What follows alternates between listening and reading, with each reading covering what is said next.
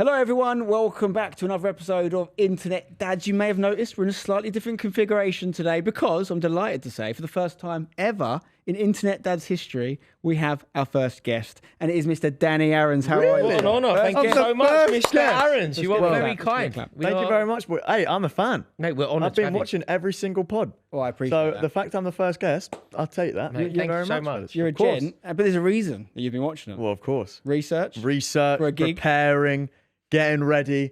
I don't know if your pod's the right one to do that, to be honest with you. Well, tell us what your reaction's been. It's real. It's authentic. What you're going to get here is genuine insight. No, it's true. Because I think a lot of people like to sugarcoat what happens. Of course, yeah. You know, when somebody tells me that they're having a baby, I'll always go, oh my God, are you all right? Yeah. Like most people go, that's fantastic, let's celebrate.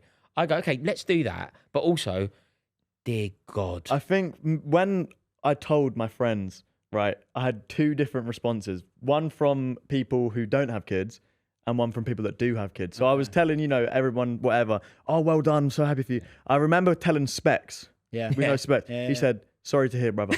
Yeah. He said, sorry to, and he's got kids. So I'm like, well, I can't really argue with that. But there's truth in, it's fulfilling, it's beautiful, it's wonderful. You're never going to be happier or more fulfilled. That's of course, but you're also never going to be more knackered, more ruined, more forgotten than when you have I hear it. It's not about you anymore. All of a sudden, we're gonna do good. We're gonna do good cop bad cop or good dad bad dad this episode because Rory's he's right to highlight the fears and the uncertainties, but there's so much good stuff coming your way, which Rory I know believes as well. Of course, yeah. But I don't think anybody talks about the other stuff. No, we should dive into it, and I want to know sort of how prepped you are really because this is almost I feel like it's a quiz. It's like a mock. Yeah. Before I've got my GCSEs Are you right ready? now. Okay. Yeah. We're not far away, are we? As we're recording this, we're not far away. No, literally a month. We can within say the that next month.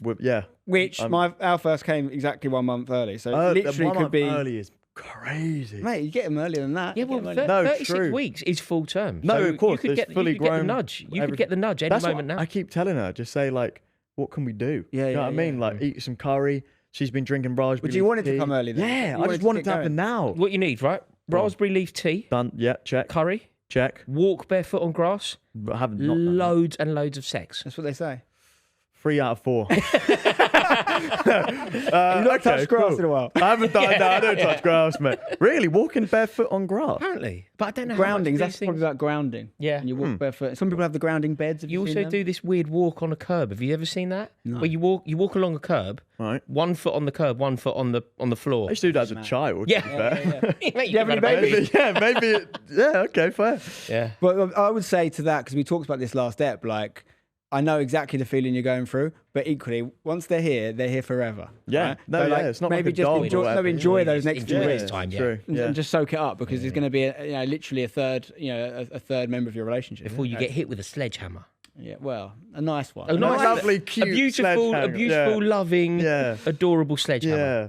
Mate, no, I'm buzzing. I'm really excited, but it is gonna change everything. Yeah, of course. It's impossible not to. It is, and there's we know each other fairly well. We've seen each other a lot over the years, but watching your announcements and things as one of your many followers would do, you always lag a little bit behind reality, don't we? Like anyone does. You're not going to announce your pregnancy the day you find out. You're going to wait a while. So actually, I didn't realise how close it was to arrival date. So actually, I'm really happy we got you in because the next time we see I'm not here next week, mate. I'm gone. We'll have to get you in post of course, arrival and see the sort of 100%. change in you. But what are you expecting? You're a 22-year-old man. Yeah.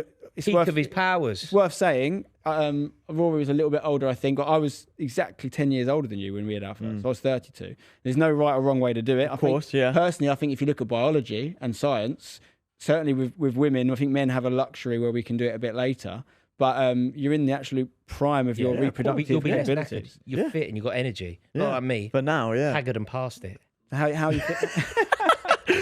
I'm feeling 90% just excited. Yeah. No other feeling. 90%. Ask me 23 hours of the day, excited. That 1 hour, I'm like, oh fuck.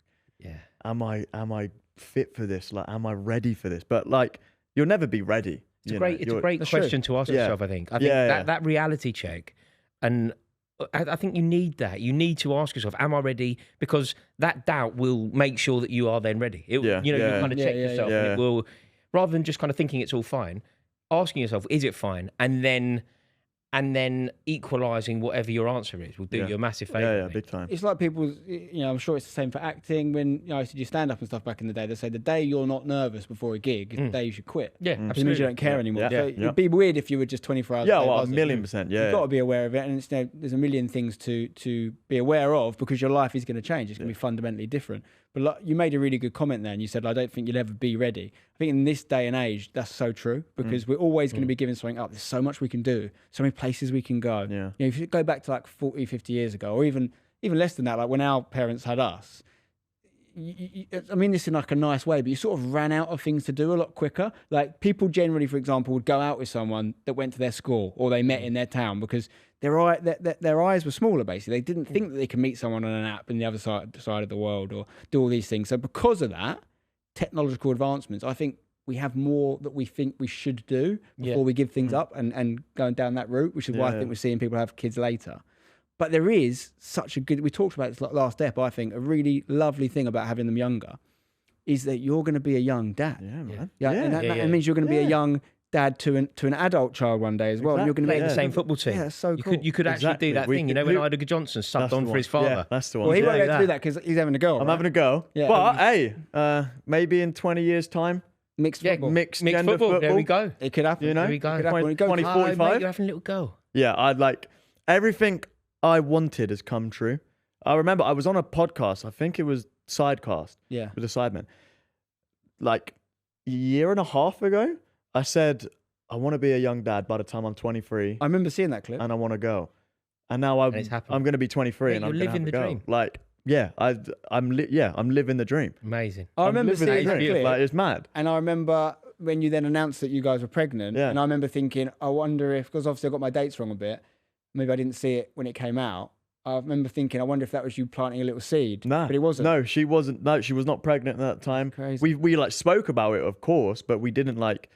It wasn't like, okay, let's do it. Do you know what I mean? So it was like, it was just out of nowhere. Oh, it actually came true. Like it just all and little everything girl aligned. On little the cherry girl, on the cake, amazing, baby girl, mate. That's beautiful. 23, like love that. mental. What is it that made you want to go? You think? I really want to be a young dad. Yeah. Full stop. I never really put too much thought into it in terms of like, I didn't think too much. I knew I wanted to be a young dad. I knew I wanted a girl just because I don't know. I just want like a little princess. Do you know what I mean? I just want like a little princess I can treat like really nicely, show her how to be treated, like give her an incredible childhood. And I just want to be a young dad, like full stop. Do you know what's so nice about that? Like that your focus there. Everything that you said there was all about, like it's quite insightful. But everything that you said was about what you can do for your daughter. Yeah, of course. Rather than go like, the question was, why do you want a little girl? You didn't go because it's nothing to do with you. No, it's because of what I can give. What I want her to be, if that makes sense. It's like what I want to give her the life that I know I can give her. Or we can give her. Of course, And the missus, like, of course, like, I just know I'm built to be a girl dad. Yeah. I can't feel explain like it. that. I can't explain it. But I know this is super early days, and you definitely don't know the answer to this until you do have your daughter. But have you ever thought about like your dream family, like how many kids would you Have you got thoughts on? I want 2 girls, 1 boy. Okay. And I can't explain it, but I just want 2 girls, 1 boy. My fiance wants 6. Jeez. Really? So we have to. She said we can meet in the middle of 4, and she makes good points, to be fair, because I said just 3. Again, that's just I don't really know. But then she comes in with logic, and she's like, "All right, cool. So if we go on a family holiday, there's 3 kids. They can't have 3 separate rooms, right? So if we have 4 kids, 2 bedrooms each. That's one way of looking at it. She thinks logically. But if you have 3, you can technically get in one car, and you can get 7 seats. Nah, you need a new car. That's my point. point. As soon as you I'm not gonna lie. That's my point. A little 5-seater that would do me. 3 in the back row. Boom. We growing up, we had one of those classic. We had a Toyota Land Cruiser, 7-seater in the back. Yeah. You know, I've got a great story about that. I won't tell it now because it's a whole episode's worth of story. But remind me to tell us something happened in France in that Land Cruiser. But so you and Ten, how long have you been together now? Oh, don't put me on the spot. It doesn't matter. It's not. There's no point. Well, I'm just trying to do the maths here. Not long. Yeah. When you know, you know. That's Yeah, what I'm thinking. 100%. 100%. The reason no, I mate, asked, 1,000,000%. It's like 1 year, 2 months. okay, 1 year, 2 months. because the reason I ask is you said that you talked about it and stuff, and like we touched on this in an earlier episode. Like for me and Alex, it was so the opposite in the sense of I really, at a point in my coming up to 30, really questioned whether I wanted kids, and that wasn't the real me. We talked about this before. Like I think kids are the best thing ever. By the way, some days I wake up and think I want like an army of kids. Yeah. I love it. And the only reason I wouldn't want it would be purely practical ones. It wouldn't be, I don't think there's any downside to having that many little lovely things running around. But there was a time I didn't think like that. And it was really something that I had to go through a lot as a person to come out the other side of. Now, whether that was because of things that happened to me in my life and experiences, who knows, you know. At 22, I certainly wasn't thinking about it. But equally, Alex and I didn't start going out until we were doing exactly 22 and we started going out. And I had such a quest I wanted to achieve in my career. You're already so much further than I was at 22. No.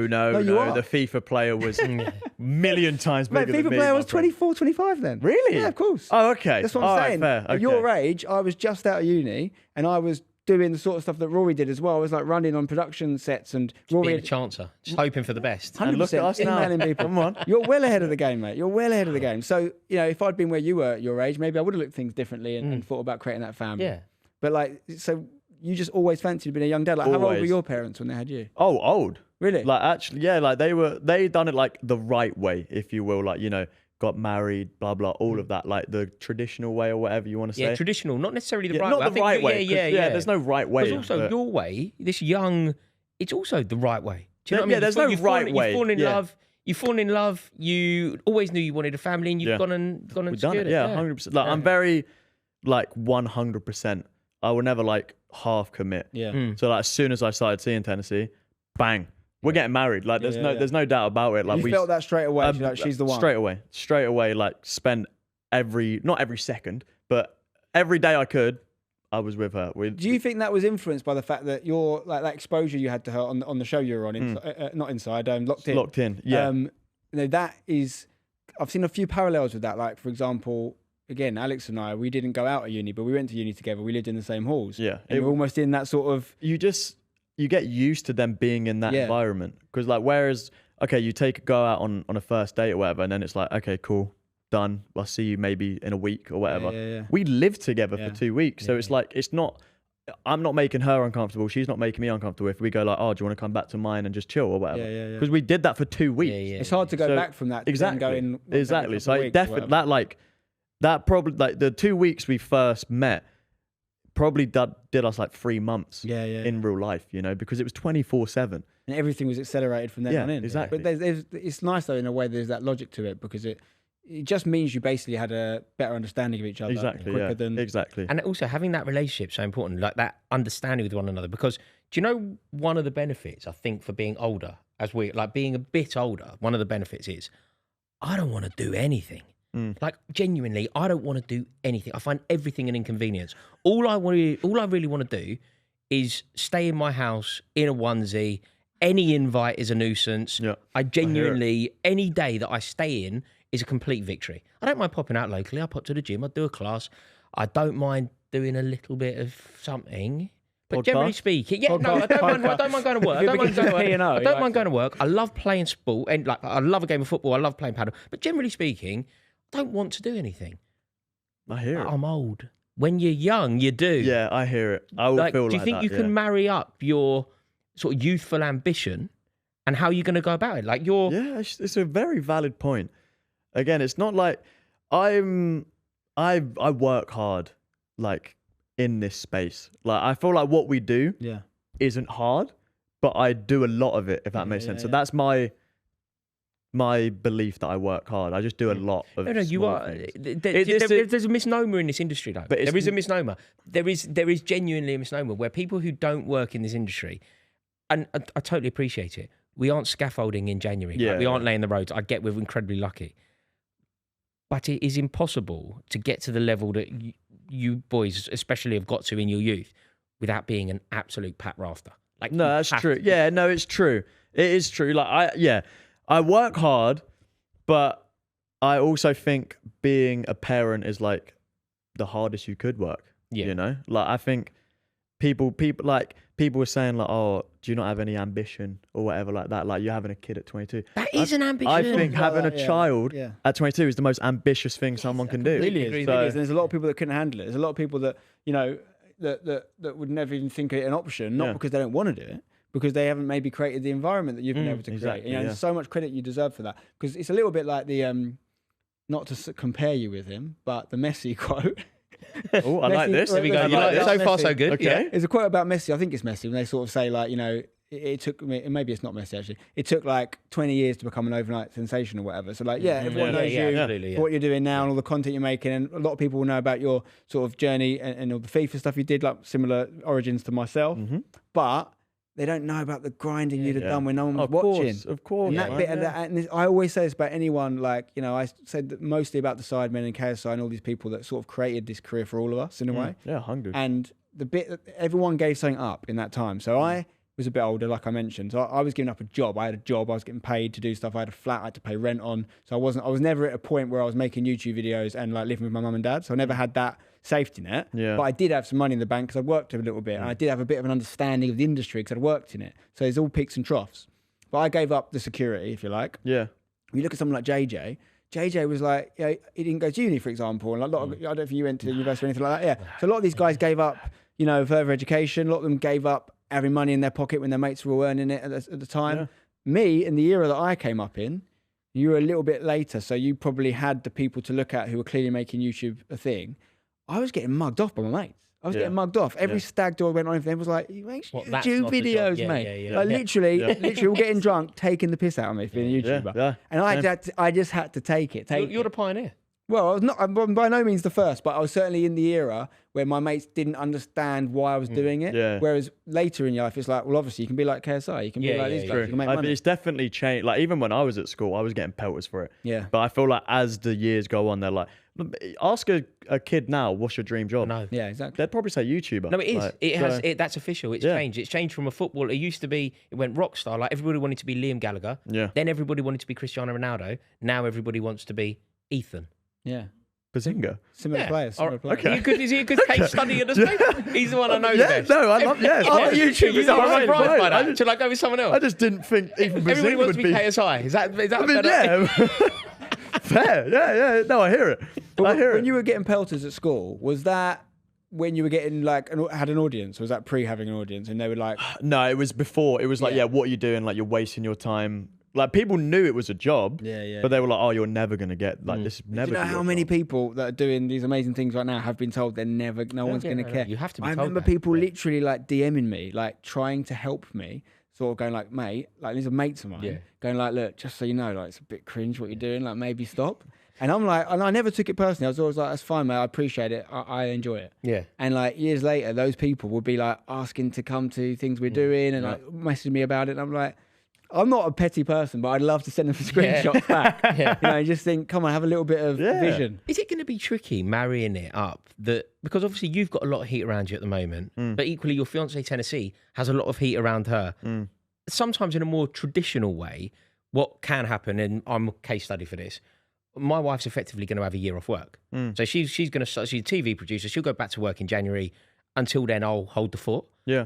You're in a situation where you can't quite do that because you're equally valid in your careers, aren't you? No, it's true.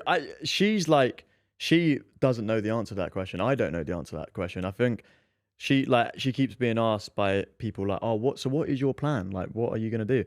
And she's like, "Well, I gotta have the baby first. Like, you have to see, you know, the baby might be unbelievable, like chill, whatever, like, you know, get her mum and dad, get my mum and dad to look after it, or it might be the most clingiest baby of all time and need her 24/7. We just don't know. But I've always said, look, my priority is you and the baby, making sure, like, mate, if I have to like not leave the house for a year, cool, then so be it. I'll set up, mate, I'll quarantine in the house, you know, like you two are my priority. It is what it is. I don't care, like the camera's always going to be there. Yeah.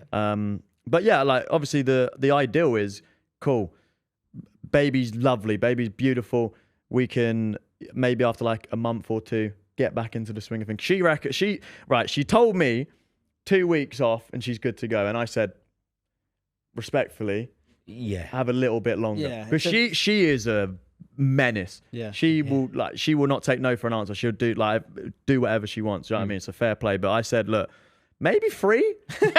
and then she said 15 days. So I bargained her for 1 day. I got 1 extra day of rest for her. So yeah, then 15 days. The plan is I'm just there, like making sure I'm not leaving the house doing nothing. Just making sure her and the baby are good. And then I guess hopefully from there we start just slowly find a bit of rhythm. Just find a bit of rhythm. We ain't got to go fully into it straight away. We can just chill and get our bearings back, you know. But I think a lot of what you said is really sort of smart and stands you in good stead there. First of all, the priorities are in order, right? Because there's cynics out there, right? And they're going to think, oh, you've had this whirlwind romance and you're suddenly in this situation, and there is content to be made, quite frankly, isn't there? Like, and everyone does it differently. We're going to talk to different people on this show. Some people that are actively in that game and making family content and whatnot. And there's no judgment here, by the way, whether you do or don't. It's each to their own. And some people have kids, and you almost would never know they had kids unless you ask them about it. And there's, again, it's everyone has their reasons, but you're doing it and you're saying like everyone's got to be healthy, happy, and then you see what you can do around that. That is the best way to do it for sure, because it's a big thing you're going through. It's a significant, it's not an operation per se. It can be, as we've both had cesareans recently, but it's we haven't. Someone got annoyed with us in the comments. Did you see that? Yeah, they did. Yeah, I said, I said something like we had a cesarean. Someone wrote, no, we didn't. Your wife did. Yeah, but you're a team. You're a team. I was in the outfit. Exactly. I think that counts. If you're in the room. But no, and you're going to go through this thing, and fingers crossed it will be nice and smooth, and I'm sure it will be. Course, but even the smoothest thing is still this life-changing thing. Of course, yeah. Nothing I can say to you now. It's going to hit you so. Nothing more you can say. It's going to hit. Of course. When you see literally a newly created human, and this is the thing I found with childbirth and like pregnancy in general, is when you're not in it, so when you're like just going about your normal life and you haven't got pregnant misses or anything, things like you just take it for granted. Yeah, mums have kids, my mum had me, whatever, cool, great. When you're actually in it and you're seeing it happen, it is the most unbelievable thing that we just forget about how amazing it is. I hear that, we just created a life. You and a woman got together from nothing, created a thing, and it comes out and you're like, it's here now. And it will be incredible because you see those moments, like you'll look at your daughter and it will have your wife, your fiance Tennessee's eyes, and you'll be like, oh my God, oh my God. And then you'll look and you'll see something about you and you'll be like, oh my God, this is like truly brilliant. But all of those things happen, and Spencer's absolutely right. And then you're putting the washing machine on at 3 o'clock in the morning because everything's gone mental, and then you're just like, this is so hard. But it does. But it all equalizes, doesn't it? You go from thinking, okay, this is the hardest thing I've ever done, I can't cope, to looking at her and suddenly thinking, okay, the inspiration is here and it's all going to be all right. Yeah, and then like all great good things in your life come from something hard. It's not possible, because that's how you get goodness. You have to have the dark. Got to and the light. experience the bad to appreciate the good. You're going to have low moments. I can guarantee you that. You're going to have moments, honestly, and this is not a Danny Aaron's thing. This is a man thing and a woman thing, where you're going, what have I done? It will happen. Yeah. Not because you don't love this thing more than anything. And I'm just being honest. Yeah. Like, to quote my favourite artist, Bob Dylan, if my thought dreams could be seen, they'd probably put my head in the guillotine. It's fine to have thoughts that you think are like not okay to have. Like, shit, what have I done? Have I made a mistake? You will probably think that at some point. Not because you have, because you're human. And you'll have a moment. I saw a thing which really resonated with me, right? I'm not one for like memes and that, but it basically said, you can do everything with a kid that you ever did before. It's just everything now is shit. And I kind of thought, like, when you go out for lunch, it's great. Like, even you and your missus, you're out for lunch, you're out for dinner. You could kind of do that. But your kid will just scream the place down, and one of you will be eating solo while the other one is outside bouncing around. While that's the baby. The baby stage is tough. I felt particularly unuseful in that first year or so. It was harder for me. Now, obviously, there's things you can do. And that's why I said, and I think I got some stick for this, Shock, there's a theme here, earlier in the series, when I sort of said the first few years is about the mum and about helping the mum. And that's not to say you can't be super active in your baby's life. It's to say that that baby just wants its mum. Like, for that first however long. So all you're trying to do is, what support can I do? And that could be changing nappies. It can be helping her with something else she needs so she can help the baby. It can be, it depending on what you're doing with feeding and stuff, doing some feeds in the night, staying up late. There's loads of things, but it's essentially making life easy for the mum. Yeah, and it might be going to work. Like, sometimes, like adopt a Lutheran work ethic, because sometimes you just got to get out of the house. Like, part of the reason that this podcast started was because I needed an excuse to get out of the house. Yeah. I hear it. Why do you think I started the pod? It don't really work if she's with me, but yeah, no. And that's good timing, actually, because as this goes out, I think your first episode of Punching has right now dropped. Today. Yeah. Fantastic name. Thank you. Yeah. That was my. Because of the boxing, right? It's because of the boxing, right? Well, yeah. It's a fantastic name. Double layered. Yeah, I was proud of that one. I like the video. You know, the video that dropped. The trailer. Yeah, with mate. all the little tweets. I take no credit for that. That's all the fellas, mate. Yeah, I just turned up. They put a camera in my face. I said, "Let's do it." It's such a good set, and it's such a good title. Like in terms of the name for the podcast, you couldn't get much better with us two. Like, yeah, it is.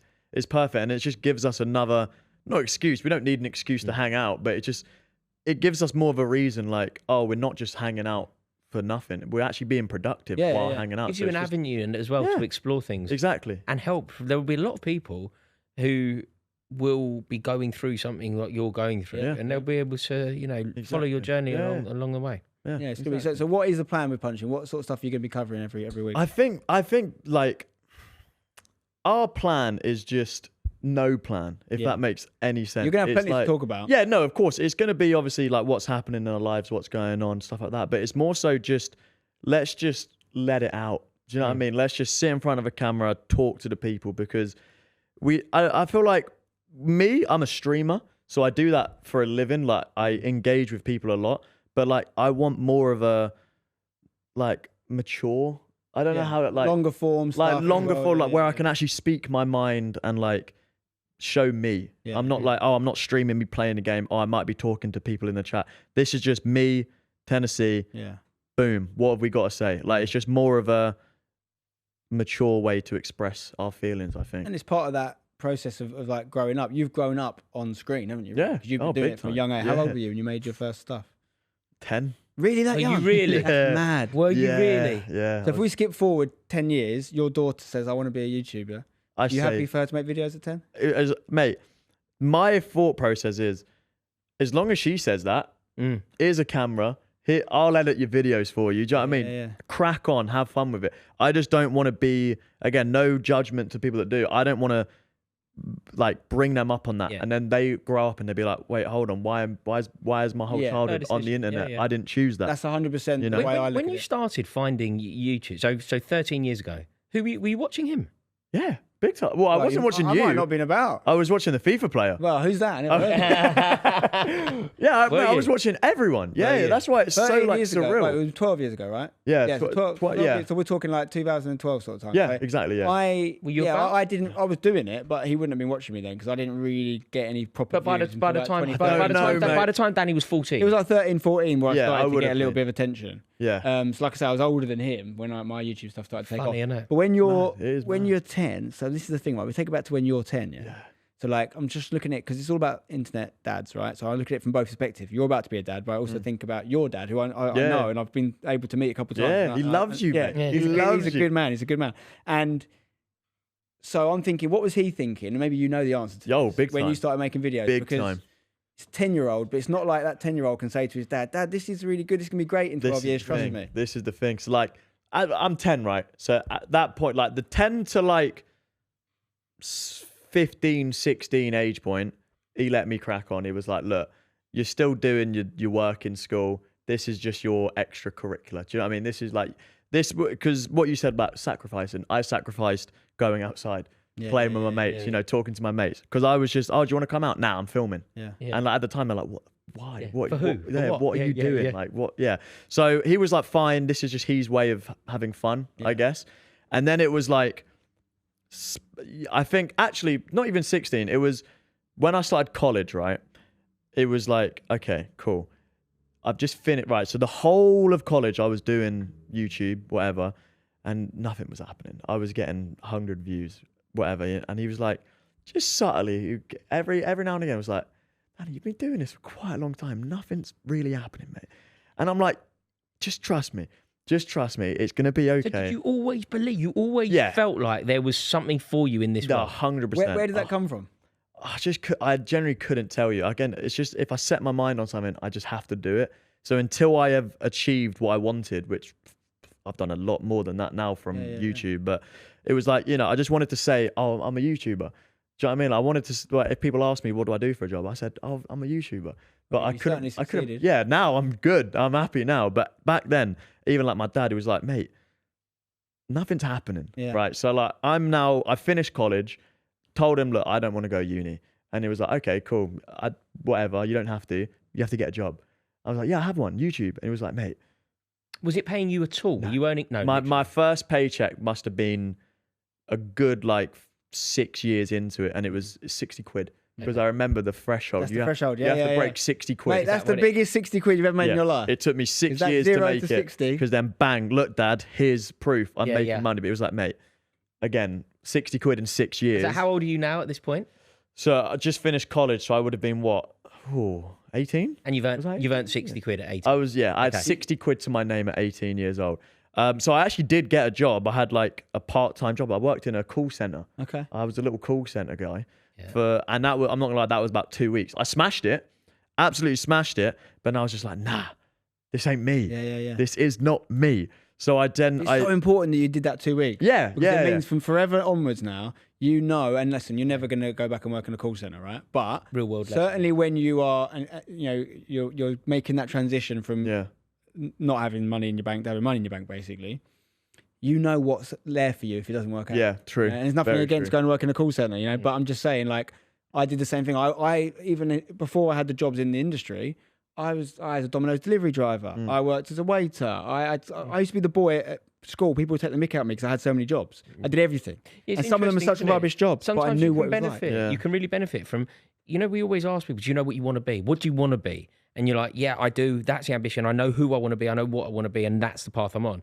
But sometimes it's important to have that experience of, this is who I don't want to be. This is what I don't want. 100%. And you can do that with people, I've like, you can do that with like socializing with people. I don't want to be this. I'm moving in the wrong direction here, and therefore I'm going to kind of change lanes a bit. Yeah. So then what happened then? Like, how have you gone from, you got the 60 quid, 60 quid in my bank, to then this? Where did it go? I got very lucky, to be fair. So this was that breaking point, and my dad was like, okay, mate, job now. Really? Right. And he's lovely. You've met, he's lovely. He's right as well. No, he's fucking right. Spot on. Yeah. He's right. But at the time, I'm like, no, Dad, I'm doing YouTube. No. And I remember I was not forced, but I was like, you got to get a job. So I'm like, cool. I applied for a job, and I had a job application at Burger King or Nando's. I can't remember. It was like a fast food place. I had a job application. On the exact day I was supposed to have the job meeting, whatever it is, job application, email came in. Facebook Gaming sponsorship offer. Yes, I'm like, here we go. Hold on. Okay. So at this point, I'm now streaming to about 50 people, right? So like, not bad. Like, I'll take that, but it's not enough to call a job. And then I get an email from Facebook, and they're like, we want you to, so at the time I'm streaming on Twitch, and they're like, we want you to leave Twitch, stream on Facebook, and we'll pay you every single month a wage. Yeah. And I'm like, Dad. There was some big money flying about, and I remember that. I got offered that, but it was a lot of hours. Yeah, and that was the issue, right? That was the thing. So it was like, I was working more hours than I would have worked in Burger King or whatever. So I was like, Dad, I got a job now, mate. I have a job. Here's I'm working for Mark Zuckerberg, mate. Like, honestly, I now own Facebook. Burger King. Mark Zuckerberg. So yeah, at that point, I was like, cool. I now have a job. Now, a lot of people had that deal. Obviously, I was on the very low echelon, like the very minimum wage. Yeah. But it's a job. Yeah. So I was like, all right, cool. I can do this. And a lot of people just took that deal, streamed nonsense, like just click start streaming, whatever, like get the hours down basically. But I was like, no, this is now my job. Mm-hmm. So I was fucking Facebook's #1 streamer. Were you really? I was Facebook's #1 streamer. I had, and my nan was watching stuff like that. Like Facebook was popping. I was like, what the fuck? I'm Facebook's streamer. And then I was like, okay, cool. So I've actually made this like a career now. How did you become that? Was it the amount of hours you were doing? What you were doing? Yeah, I would work 16 hours a day. You didn't have to do that many. No, I had to do about 3. So you over-delivered. So I was doing like streaming like 12 hours a day, after streaming, editing all the content, clipping up, putting it like everywhere, just making sure I have this opportunity. It was a year contract. I now basically have 1 year to make this a living forever. Not forever, but you know. Yeah, I was like, yeah, I'm gonna do it. So I just absolutely dedicated my whole life to it, 16 hours every single day. And you're going to be just fine. Do you know why? Because this is a microcosm. This story is a microcosm of being a dad. You got the opportunity. You found yourself in a situation, and you made it work for you. Exactly. And now you found yourself in. You're gonna be fine. That's the plan. That's all it is, mate. Plan. It's lots of little decisions. Yeah. Right. So like last week, Saturday, me, Alex, and my boys go out for a little Gales. I know you like a Gale. Again, not an advert, but we're very open to working with Gale. I've got the loyalty subscription. Really? I'm an avid Gales man. Gale, if you're watching Gale. If I see a Gales, doesn't matter where I am, Baker Street, Marylebone Lane, London, but wherever I am, you're in. They know me. They know me. He's known it. Gale knows me. Gale. He's got Gale's number. Yeah. But no, other coffee shops are available. But anyway, long story short, we walk out. This is horrible, right? A bit off topic, but it's very topical for dad stuff. My little boy's just buzzing, runs in front of us, slips over in an alleyway onto glass. Glass in this alleyway, cuts his hand open right down there. This is like an hour before I've got to go to football. And we're like, does that need stitches? Because it was quite a gash. First thing we had to do is make sure there's no glass in there, clean it up. He was beside himself, never had a cut like that before. And he's like, grim, rang my dad because he's a physio, he knows what to do, all this stuff, put some steri strips on it, it's fine. It's like a week he's been walking around with a bandage and a little thingy on it. It's all good now. But weirdly, I cut my finger open the next day anyway.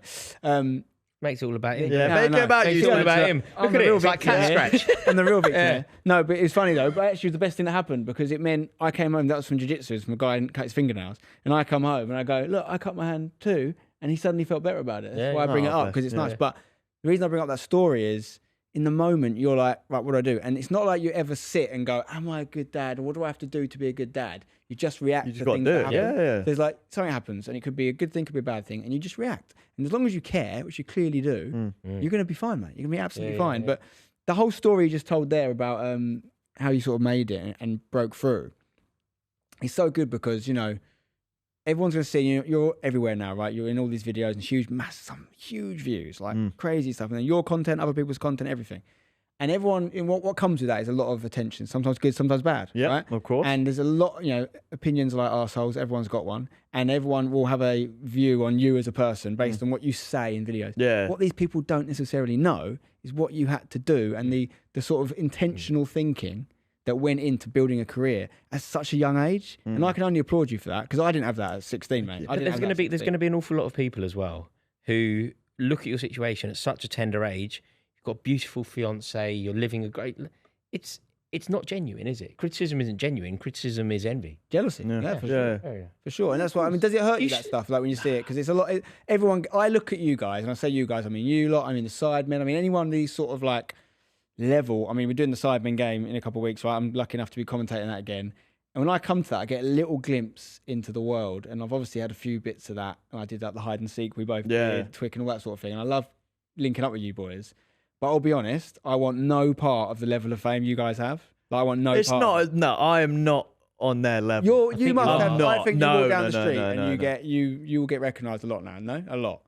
You are incredibly. Everywhere you go. If I had this isn't a conceited KSI next to me. No. It's not. This isn't a conceit. You're not being conceited here. But your life is. I would say he is as well. To be totally no, your life. I'd say both. I'd say everyone in this space. Rory has the added issue is that he says a lot of stupid stuff about football. never got anything wrong. And so there's a lot of people that don't like those opinions, but you've also been able to build a career out of that, which again I think is very clever. Not out of that. Well, some of that. Not out of that. Certainly not helped. out of the the Haaland thing was the best and worst thing you ever did. That was great. That was very, very good. But we can get into that another day. But the point I'm making is like, in my pomp, if you like, of YouTube, and I probably consider that as like the beginning of hashtag Wheel of Fortune, all that stuff that people always talk to me about. You mentioned FIFA Player, all that sort of thing. FIFA Player, the best thing about that was a mask. Yeah. So no one actually knew it was me. Been great. You know it's me now. Yeah. You didn't know it was me at the time. You had no idea who I was. No idea. I could have met you and you would have no idea I was FIFA Player. You would maybe by the voice. Yeah. No, I don't think it was does it bother you? You know any stick and that. Does it, or have you got such a... Again, I've been doing this for fucking ages. Like, I got it from my friends. Like, if people I love... Well, not love, but if people I like are giving me shit, why would strangers' opinions matter? You know, but it's more so like I don't mind people seeing maybe a clip from this and they're like, "Oh, what you dickhead, blah blah." I've never touched wood. I've never had someone in real life come out of it and be like, touch wood, same here, mate. I have had I mean, like, I've had issues with that. I've talked about that on the pod before. I've had a few with West Ham fans, but also like with you, I think with you, it's. I think I don't know. You can tell me if you think this is true or not. For me, I don't think I've ever. When you get criticism online, the one that hurts is when you think it's deserved. So if someone says to you, you're out of order for doing that, and you think, I was out of order, that's when you really feel bad. If someone goes to you, something that's just patently wrong about you, and you're not going to lose any sleep at night. No, so I don't. I've run a football club called #United for 9 years. Like I've had plenty of people telling me I'm an idiot, right? Yeah. But I don't mind because they're wrong. Yeah. Look where the club is. The only time that it bothers me, like it genuinely, I don't think the words exist in the English language to make me care about your opinion if I don't know you. People I know, obviously, if you boys said it, it would really upset me. Where I've made a mistake in the past, this doesn't happen anymore. I've got an account where I do this, but I don't do it anymore. What I did initially when I first had a baby, which I didn't really have a job when I had a baby. So I was in a very different situation, because when Clementine was born, I had a normal Instagram account with 600 followers. Do you know what I mean? It was a normal, and therefore I put pictures of her up.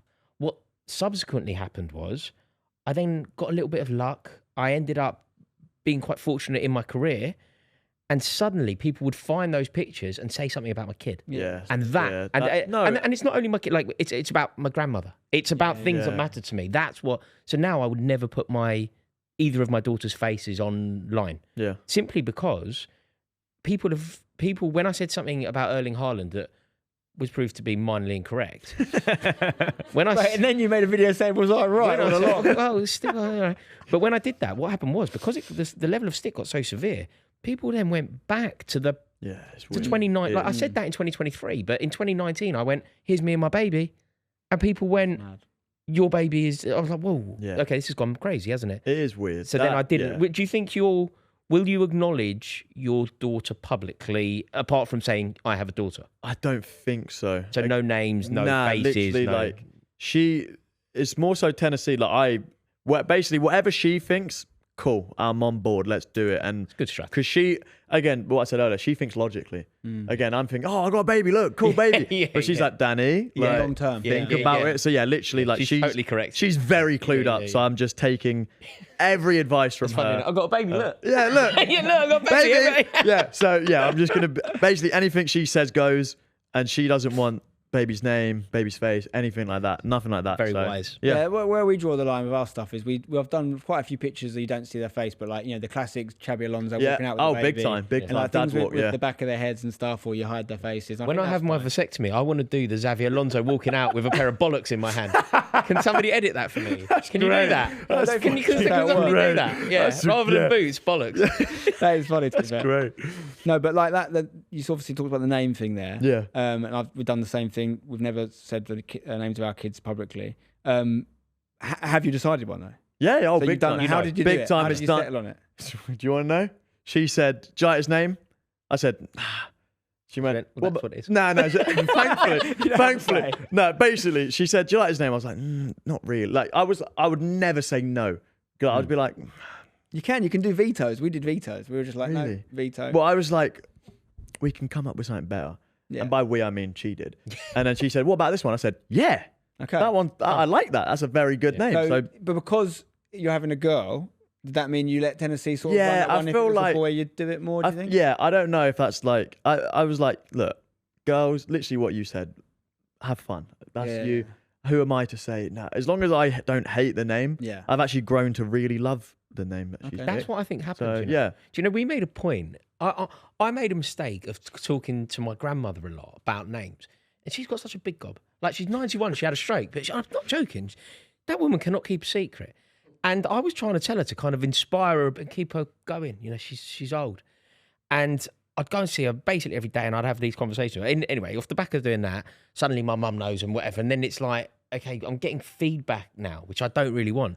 What I learned was, if you don't give anything and then you announce and you go, your granddaughter's name is... Yeah. You can't say, change it. Suddenly they love it. Suddenly they love it. Yeah. I think if I'd said to my mum, potentially, I think my mum would have loved Pandora, but pretend I'd said to my mum, I'm thinking about Pandora, what do you think? She might have had an opinion. Yeah. Whereas if I go, your granddaughter's name is Pandora, she went, amazing, I love it. It's, you know, you just announce. But do you know what's worse than that? So that's definitely the right policy. We never told a single living soul any of the names because that's the main reason. You don't want to hear people's opinion on the names before you locked it in. Secondly is, we heard this horror story. And this is like a real loose connection. It's like a friend of a friend or something. And I'll get it wrong if I even try and remember it. So just imagine this is a person that I'm aware of. That girl was having like a little, you know, it might have even been a baby shower or something, whatever, with her friends. I really love this name. It's my name. The other girl was pregnant and named her kid Nicked that it. name. Yeah, that's what Tennessee is the most. People nick names. You can't do that though. Like she don't even want to say names. That's where the word nickname comes from, by the way. Yeah. Nickname. Oh, is it? I made that up. I think it comes probably from I love Nicholas. how me and you both went. Is it? It could be. I think it probably comes from Nicholas. No, do you know what I think? Like, I really like the name Fleur, and my nan went, and I went, oh, I can't. Ruined that one, didn't you? Everyone has an opinion Fleur's on a names. beautiful name. My nan weren't too convinced, and therefore it was off the what table. you think's a lovely name, I might not think is a lovely name. It's Vice all versa. subjective. But if you told us it was your kid's name, you go, oh, it's beautiful. Oh, lovely. Yeah, exactly. No, that's the right way to do it, 100%. And what are you? Are you still? Where's that come from? That's me. Oh, I'm just, I was just thinking of how much you've got going on, right? Yeah, no, I hear it. I'm still training, but I don't have any. Like, I always said I'd train just for like keeping fit, doing like just having something to do, I guess. And I thought I just think everyone should train boxing or like some, you know, combat sport. You know, even my daughter, I'd love for her to. Yeah, you're preaching to the converted. That's what we were talking about last week. Get into jiu-jitsu, mate. Get into jiu-jitsu. So yeah, I think I'm always training, and I guess if the right offer comes, not necessarily money, just like the right place, the right time, the right person, then why not? But do you want to fight more, or as a dad to be? Do you want to fight more or less? Like, as in, you've got a reason to probably less. Earn the money from it and to train for it, but then equally, you need to, you don't want to get any sort of injuries. Yeah, and things. I feel like, but I had the boxing fight in the perfect time because it was in my life where I didn't have any like purpose. I don't know. I didn't feel like now I feel so purposeful because I'm gonna be a dad. Like. There's going to be a child that solely relies on me and his mum, or her mum, sorry, not his. But it's like I now have purpose for life. And in that time, Tennessee wasn't pregnant. Like I was like, oh, I don't really know what I'm doing here. Like what is my purpose? So I was like, all right, cool. And now I have something I can dedicate my life to every day. And it came at a nice time. But now do I want that? Do I need to do that? You can't really be getting injured. No. You can't be getting pinged about and end up injured. So you have to win, basically. Yeah, and I'd have to not get hit once. No. And I got hit. That would definitely happen. Well, you see what happens. You never know what comes up. But I think that's a really good thing, what you're saying about purpose. I also think that, and listen, I'm 4 years into fatherhood, so I'm far from the bastion of knowledge you're looking for. Rory's got an older daughter, but there's also people that have done it a lot longer than both of us. I think... I don't know what day is. What I would say is like, yes, 100%. You've got this new motivation that's going to be there, and it is going to give you drive. But you do need to have things for yourself as well. Of course, you're going to need to have. You're going to have those moments where you just think like, you know what, I really today just want to be on my own. Yeah, I want to go and do something on my own. I want to go and see my mates who I haven't seen in a while. I want to do that. And again, that is fine. And that's where I think you and Tennessee's relationship will be really important because you need to do that for each other, and you need to look out for each other. And some days it might be like I said to Alex today, and I'm not taking credit for this because I actually thought, as I said it, I don't do this enough. I should do it more. But I was like, just, are you okay? Like, because she's fine. She never complains. She just cracks on. But would I know, really, if she wasn't okay if I'm not asking those questions? Because she just battles through. But you do also have lines of communication that are very open and vibrant. Like, I think you would. Yeah. I think it's nice that you double check. She definitely knows if I'm not okay because I talk too much and tell her too much. But she almost had to think when I asked her. I was like, you okay? And she was like, yeah. I was like, no, stop what we're looking at. She was looking at, our boy did something. I said, are you actually okay? I want to know. And she was like, I think so. I think I am. Which is a great answer. It's probably the best answer you can get because no one with kids the age of us is going to be like, I'm brilliant. Like, just not exist. You're right, though. You do need your solo thing. You do, whatever it is. You need sport, that. I think. Well, I struggle with it. Paddle, football, poker. Yeah, it's a good combo. But at the moment, obviously you're used to like working from where you live as well, right? Yeah. I know you've got your set and stuff now. You're going to get out for a bit. But that's something that I literally just yesterday was saying to Al. I was like, we're having like a silly little row. It's not a big one, but that's something we both said. And we were just like, laughing during it because we were like, it's just so petty what we're rowing about. It's because we're literally on top of each other every day. And that's really a me problem. I can't ask girls to go and parent in an office. Do you have anything like that, Dan? Do you have a reason, apart from this new pod now, does something take you somewhere, like on a guarantee? Like once a week, do you have to get to London Bridge? No. So there's no reason. No. Something to think about. Mate, something to think about. Let's do more podcasts. Yeah. You're always welcome here. You know, if you ever need, we can book you. Okay. Like if you ever just like, I need to get out of the house. I love like a routine. Yeah. I love like this day I'm doing this at this time every single week. I do. That's why like the pod. The anchor. Beautiful. The anchor. Yeah. It's just, you know, one thing that a lot of, and I'm going to get in so much trouble for saying this, but I shouldn't give this advice on camera because I'm going to get killed for it, but it's true. Like, how's no nice way of saying this? How are your bowel movements? What are you doing? Good. Right, start making them bad. Because having that half an hour on the toilet a couple of times a day is heaven. Now, I'm lucky. I don't fake it. I can get away with this because Alex knows I've had a dodgy stomach most of my life. But what it means is I play about 40 games of chess a day. But surely you can find that. Surely you can find Trust that me, half an hour somewhere better than that. I used to do it in school. You know? Can't you find a half an hour? You don't want to have to, because if that's your method, you then have to be stuck in the toilet. Yeah, but in your phone, it's fine. Yeah, that's most men's happy place. Mate, I'm telling you, there'll be dads watching this now. I'm going to get killed by the mums, but there'll be dads watching this that are like, Spen, why have you just ruined our bloody... Yeah, you've just, I once went to my mate, loveliest lad in the world, used to work with him at Copper 90, really talented guy, one of the nicest people I know. And I said that exact piece of advice to him. And he looked at me like I was the devil. He was like, you don't do that. I was like, I don't do that. I actually need to go to the toilet, but it's so good. It's a very unglamorous injury. If you're going to create an injury. I'm telling you, plant the seeds now so that it's not suspicious. Well, it will be because you'll see this. From now That's why I shouldn't have said it on the camera. But if you're really interested in it, I can talk to the Saffron producer. We can get that removed. If it's in the episode and you've seen it, then, you know, apologies in advance. Tennessee, if you're watching this. Check on whether he's actually on the toilet. In the toilet 24/7 now. Yeah. The thing is, like, but like, I say it and I mean it all with jest. But you're probably listening to me now, thinking I'm over, like, exaggerating. Like, give it 6 months, mate. No, I do need your thing. You do need your thing. A genius. Yeah, no. Do you play cards? Do you play poker? Nah. Maybe start. I've never got into it. Maybe start. Really? Maybe start. Love it. Is it a good like get out? It's a good, because it's so solo. If you're like him and you get a dream gig when you're an ambassador, you're getting paid to play poker as well. That is the dream, mate. Mate, actually, if you get in, I'll be out. Yeah. Don't play bridge. Yeah. It's going to really kick off soon, Bridge. The Bridge community online is massive. We talked about it a little bit, but something I really want to talk about is your relationship with your parents. Of course, if you don't mind. No, of course. Because, like I say, I've met both your parents on numerous occasions. Your dad, I know a little bit better. And obviously, he's a big football man, Braintree fan. Yeah, man, come to hashtag a couple times. He loves it. He loves it. Danny has been really generous and come to commentary and stuff with us on hashtag games, which I really appreciate.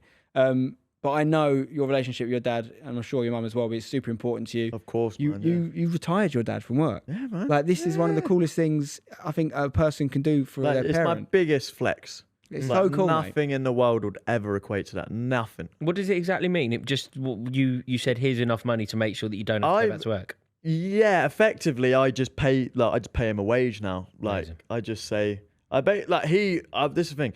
So ever since that Facebook deal came in, even though it was pennies, it was still like, Dad, I can give you this amount of money. Just quit your job. Because he was working for like 40, 50 years. Like 6 a.m. He would come back at like 10 p.m. every day. I barely saw him in my childhood. And when I grew up, I was like, why do I not see my dad? Like, does he not love me? But it was just, he loves me so much that he's providing, because my mum was a stay-at-home mum. So he was the sole income of that household. And at the time, I didn't understand it. I was like, why is he not around? Whatever. Obviously, he still made time, like weekends and that, of course.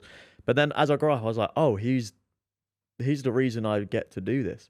So as soon as I had the slightest bit of money, I was like, Dad, please let me just give you it. Quit. And he was like, no. And this was like a back and forth for years.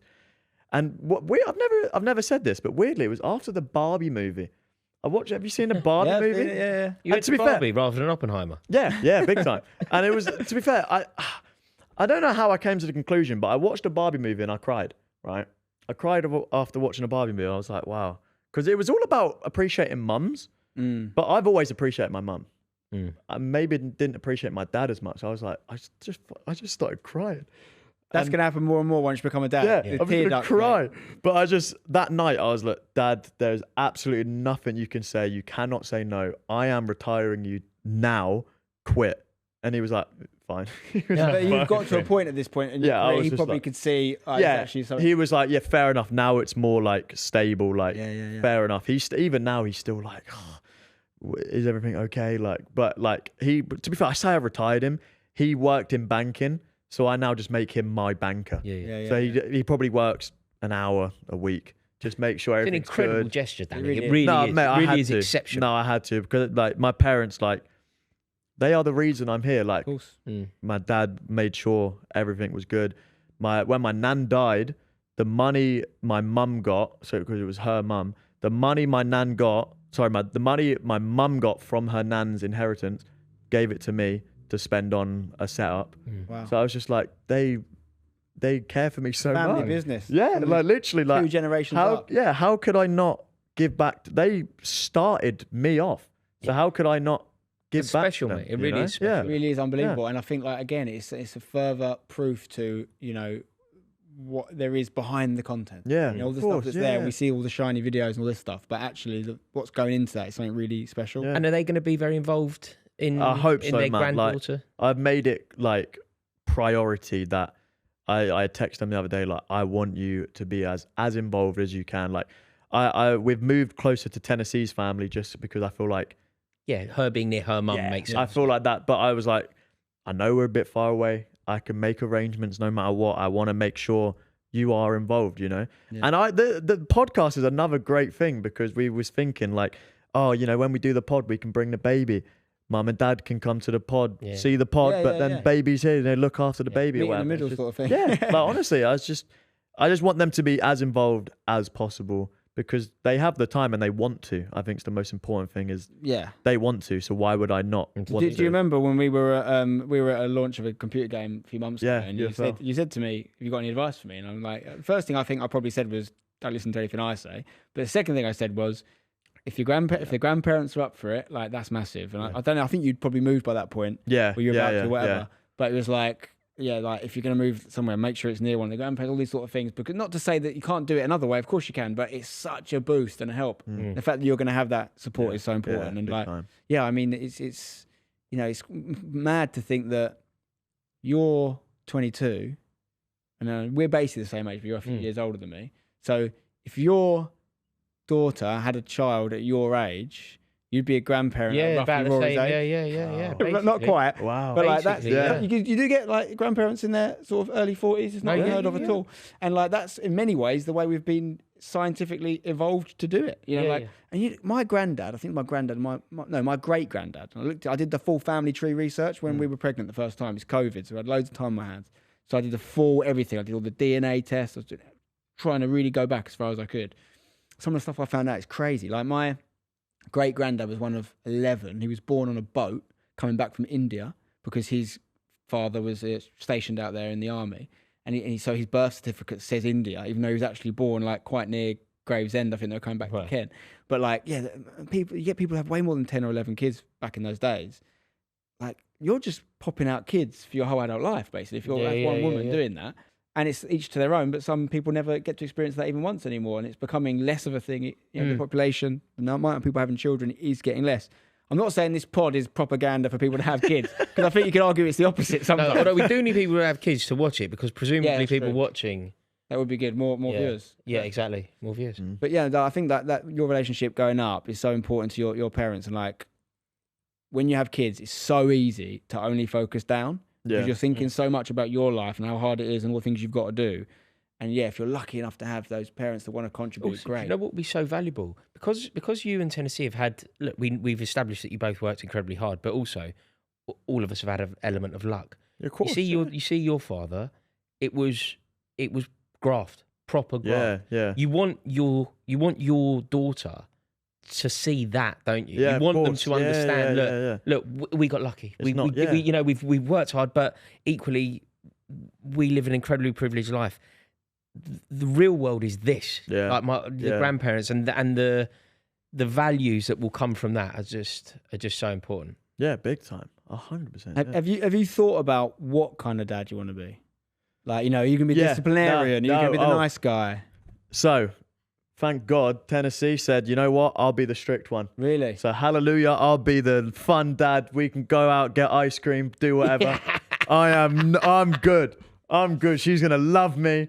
I want to be I just want to be a fun dad. Like, don't get me wrong, there will be some serious, you know, you got to be serious in serious situations, of course. But yeah, I just want her to be my best friend, man. Yeah. You're going to be the fun one. Yeah, I'm going to be the fun You're one. Be the fun and to be fair, she will also be the fun one, but she has like loads of nieces and nephews, and like she treats them like her kids. Like that's how her family works. Like, oh, if her nephew is misbehaving, she will put him in his place and be like, shut up, stop it. So she's like very good at that. But I'm just like, nah, like have fun. Daddy's little girl, innit? Yeah, just do whatever you want. Do whatever you want. Yeah. I'm good. That's such a good trait though, that you've essentially brought into your family, or you've brought into their family, if you like, in Tennessee, that she got all these siblings and that family bond, because you can't. It's very hard to create that overnight if you don't have it already. Like with loads of your child's gonna have loads of cousins and things. Yeah, right? Of course. Yeah, that's like a super cool thing, and it sounds like Tennessee's family are quite tight, and therefore that's instant like kinship. Yeah. With these people. Oh, mate, 1,000,000%. So good. Yeah, She's a girl. Jimmy Conrad. Remember Jimmy Conrad? Ex-US international, very good friend of mine. He used to always say, he's got 2 daughters, and he used to always say, because I'd love to have a daughter. I haven't got one at the moment, but he used to always say, when you've got a son, you have to worry about 1 penis. When you have a daughter, you have to worry about 1,000,000 penises. So it's something to think about when they get older. Yeah. When you got older, the boxing could come in handy. That's true. Yeah, so you always got to train. Yeah. But he's a protective. I don't have it. I can't. Yeah. I don't know. But I can imagine I'd be so protective. Obviously, I'm protected over my sons, but you want to get them to a point where they can protect themselves, as you do with your daughter as well. But you do feel that like that sort of guardian. You have to be there. Yeah. Definitely. Yeah. A big part of it, mate. Well, I want to ask you about one more thing before we go, and that is something maybe the most important question, and that is about this picture here. This Exhibit A is when we'll put it up on the screen now. Responsible. Wow. Well, the streets are saying that I inspired the mullet. I mean, is that true? Can you confirm? Who inspired the mullet? Chris Waddle. Do you even know who Chris Waddle is? Of course I know Chris Waddle is. I'm just saying, you're a different generation. No, I know you're a football. Oh yeah, of course you are. You're Spurs, aren't you? Shame. That's the only thing I don't like about you, actually. You're a Spurs fan. If I could change one thing about you, I would never go to West Ham. No, I would never. Who is there? Any other families in your any of our teams in your family? They're all Spurs. Everyone's. You know, half my family are Spurs. You know that. And you all my mum's side. You betrayed them. No, you go with the dad side. You go with the dad side. But it is a mullet, isn't it? It's I'm getting there now, man. I am getting there. Do you love it? Yeah. Oh, mate. It's to remain. Don't remain. Never going. What are your thoughts on the mullet, by the way? I hate it. You hate it, don't you? I hate it. Wow. Not his. You mean not you specifically. Do you know what? You know when there's going to be some beautiful photos taken of you and your gorgeous family, and the mullet's there. Yeah. Yeah, you're gonna. But that's what everyone's gonna be looking at. In a decade, you're gonna go. That's what's good though. Did I? You want no, that? no. In a decade, it's gonna be down here, exactly. and I'm like, oh my god, it was so short. No. Do you know what? Do you know who it reminds you of? You know The Office, the show The Office, right? You know Gareth in The Office. Yeah. He had to have that haircut when he got married because they were filming the show when he got married, and all his wedding photos are that ridiculous haircut. It's a good story. This, mate, that's not a Gareth. That's not a Gareth. Listen, I'm gonna say this right now. You've got the mullet that I wanted. Really? You don't. When we got together and we looked at this picture, we were talking about it. This picture was taken. You won the vote. You put up a vote. Well, I was ahead of you. I was probably. This is the thing. This is why your mullet's much better than mine ever was, because you've got the texture hair for it. Do you do anything to that right Literally now? That's nothing. natural. Well, nothing. Mate, you've got a glorious barnet. It is really Thank you very much, sir. You have got. It's very Beatlemania. It could be. It could be. My dad. It could be John Lennon. It's more Aussie Bogan. Is it Bogans like the Aussies? Now you're saying names I've never. Well, Bogan is like the name of a certain kind of Aussie. I think they've even got a more extreme haircut these days, actually. But Aussies, they've got a lot of mullets out there. Rugby player, but like we talked about this. It's a year and a half ago. Tennessee like it. Yeah. Does she? That was one of the selling factors. Yeah. Nah, for real. If we've learned anything from this podcast, is that if Tennessee didn't like it, it wouldn't be there. Yeah. Oh yeah. If she woke up tomorrow and said that mullet is disgusting, it's gone. It's an amazing phenomenon at the moment. I'd say exactly. It's something to talk about. Also, you're sort of the zeitgeist, aren't you? If do you think this is fair? If Danny Aaron's cut his mullet, would the mullet Well, personally, I think I was a little bit ahead of the curve. I anticipated. Here we go. I anticipated the trend. What happens? No, it's not that. It's that things always come back around, right? So the mullet was like big in the 80s, wasn't it? Like massive. Everyone had mullets, and then it was the worst haircut ever, and everyone hated it. Cards on the table. I grew a mullet out of necessity. My hair is really grey at the sides. I was like, I need a haircut that has really short hair at the sides, but I don't like. My hair's quite short now, but I always enjoyed a longer haircut, so I thought I'm going to go mullet. And then all these mullets started popping up everywhere, and I was like, okay. But I abandoned Project Mullet purely because I haven't got the curls for it. It's too straight. My hair. His is lovely, but mine was also straight. It's just grown out in. But you just have to trust the process. I don't. But it'd be interesting to see how that looked in 10 years though, because I think I was 10 years too late. My hair was a bit thinner by this point. Yeah, maybe. And if you told me that looks rubbish, Rory, on my side, I support it. Although before I got a couple months later than that, and it was quite danged. It was quite nice. I appreciate that I'm the least cool man in the world. I appreciate that I'm probably wrong here. But mate, it's a mad barnet. Mad. It's great though. It's like. Is it? I'm with you. I'm with Danny on this. It's me. If I just had a short back and sides, everyone would whatever. Yeah. Yeah. No, I appreciate I'm wrong. Also, I walk around hipster areas and I see them everywhere. But sometimes I can't make sense of it. I think that's probably the definition of being old, isn't it? I'm looking at these young people. I'm like, what the fuck are you doing? It's not like you've got some quite interesting choices. Like you do love a very short. Let's talk about that. You love a short. And I've seen some of these short pictures, Rory, and I'm like, that is a little bit too short for my liking. It's called, the clue's in the name, right? You wouldn't have a baggy short. No, but I'm not saying you're wrong or right. I'm saying I wouldn't personally wear a short that short. Yeah, no, fashion, it's all subjective. And also I do get, I'm wrong. Danny Aaron's is obviously right, and Rory Jennings is obviously wrong. But it is mad. All I would say to you is, at some point, if you haven't done this yet, consider the pure Tash combo. Don't, mate. Combo. You know what? Danny knows what I'm seriously thinking Spencer. We're on the same wavelength. Seriously thinking it. Okay, look. No, you need me in your life here. Listen, fairly soon, you're going to be meeting other dads. Yeah. Right? You're going to be like going to dad events. And the dads that you're going to befriend are going to be like 34 and working. Yeah. And boring. This weeds out the boring one. Exactly. If they don't like the haircut, we don't want to know it. Get the tash. You don't have to hold the tash for too long, but at some point, go clean shaven here. Honestly. Tash is going to look Every piece of advice that you've been given on this show so far, Spencer's been providing wisdom. And it's been insight that will stand you in very good stead for when your beautiful daughter arrives and your gorgeous family become a family of 3. This is nonsense. Disregard everything that you've heard here. Who do you want to be like? Who do you want to mate, I'm going to shave it tonight. Good luck. I'm just going to have a moustache tonight. This is my guy. I've been part of the mullet train for a long time. I'm really convinced I'm right. I'm very happy to see it. Honestly, I'm every day, your Instagram stories, whatever come up, I'm looking just for mullet check. I just want to see how it's doing. See, and that's the reason. If I just had short back and sides, he's not watching my stories. Have you seen? No, I'd watch them anyway, but I have a reason to watch now. And also, you got. Have you seen like the Mullet Society, wherever it's on Instagram? Like, great. Great people. The Mullet Society. They DM me all the time. Best of luck with the podcast. Love the mullet. I know, they used to get in touch with me as well, and the DMs have stopped. I'm a boring fucker now. I got rid of it. Yeah, you jumped ship. You're Judas again. I'm thinking about going back to it. I just don't know if I've got time. I'm more likely to go Turkey, to be honest. Please don't get a mullet. Please. I mean, we can stage an intervention here. He can't get one. Because also, it will lose the element of cool, right? I've had it a couple times. It would make him very cool. I had a homemade. All right, first of all, I thank you for saying I've got the element of cool in the first place. To lose, I appreciate that. But no, that's my best chance of having it. I had a homemade one during COVID, which was horrendous. It was literally me just shaving the sides, made no fade. We've all been there. Awful. Yeah. But then the second mullet actually got a bit decent. But yeah, my problem was I'd go to like certain rooms with certain people where I had to give off an aura of professionalism. It's very hard to do that. Standing there with a massive like mullet. Chris Waddle. Yeah, pretty much. But if you build it into your lifestyle and it's part of your brand, more power to you. Yeah.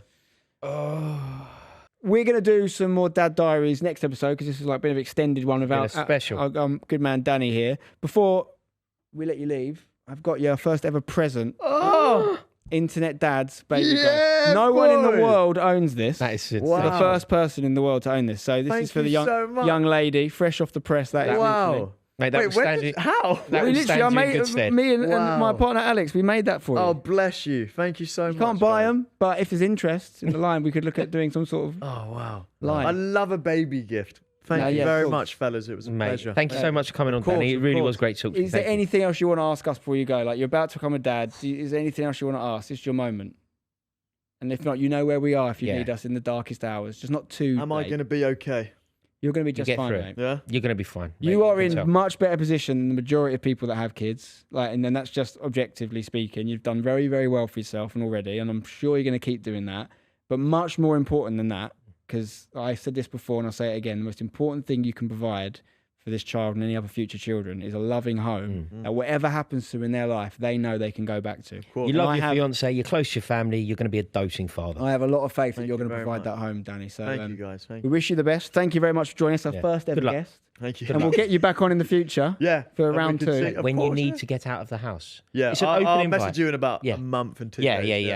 I'd say 5 weeks. You're going to be like, I've got to go to work. I've got to get out of the house. Please have me on the podcast. Yeah. And you will be more than welcome. Okay. Good man. All right, Danny, thank you very much. You're a legend. Pleasure, man. Good man. Thank you very much, boys.